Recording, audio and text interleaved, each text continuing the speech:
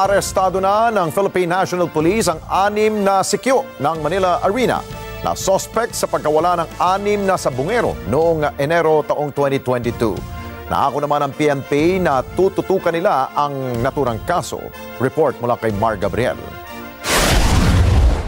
Matapos ang 3 buwang pagmamanman, natuntun na ng mga operatiba ng CIDG Region 4A ang 6 na security guard na ito sa isang safe house sa Parañaque City bago mag-alas 2 ng hapon kanina. Sila ang mga pangunahing suspect sa pagdukot sa pagkawala ng 6 na sabungero sa Manila Arena noong January 13, 2022. Kabilang sa mga inaresto sina Julie Patidongan alias Dondon, Glir Codilla, Mark Carlos Zavala, Virgilio Bayog, Johnry Consolacion at si Roberto Matiliano Jr. na kapwa may warrant of arrest sa kasong kidnapping at serious illegal detention. Arestado rin ang 2 pa nilang kasamahan na sina Melchor Neri at Victorino Jocosol na sasampahan ng kasong obstruction of justice.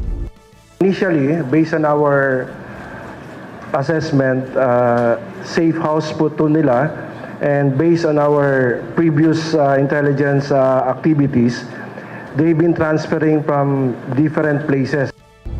Inaalam na ng otoridad kung sino ang may-ari ng safe house na tinutuluyan ng mga sospek na sasampahan din nila ng kaso. Hindi pa makapagbigay ang CIDG ng karagdagang detalye kaugnay sa kaso.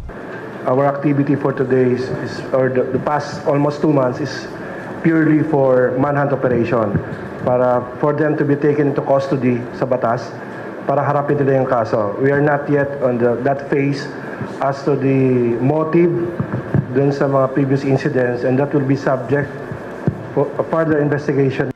Arrest of the 6 suspects.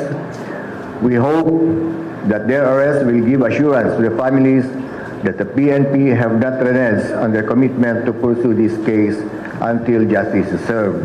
Agad namang isinailalim sa booking procedure ang mga suspect na nakatakdang ikulong sa CIDG Calamba bago iharap sa korte na nag-issue ng warrant of arrest. I hope that with the arrest of these suspects, those who were reportedly nag-back out as a witness may be convinced or reconsider the position. And I do believe that the case is still strong. We have enough evidence also that will continue with the case even with these witnesses na nag-back out. Tiniyak naman ng PNP na hindi nila pababayaan ang iba pang kaso ng mga sabungero na nawawala mula sa iba't ibang lugar sa Bulacan at Laguna. Mar Gabriel, para sa Mata ng Agila. Matatag, matapang, matapat. Maraming salamat sa inyo pong pagsubaybay sa Mata ng Agila Primetime. Para malaman ang matatag, matapang at matapat na mga balita, i-follow lamang at mag-subscribe sa @Net25 TV.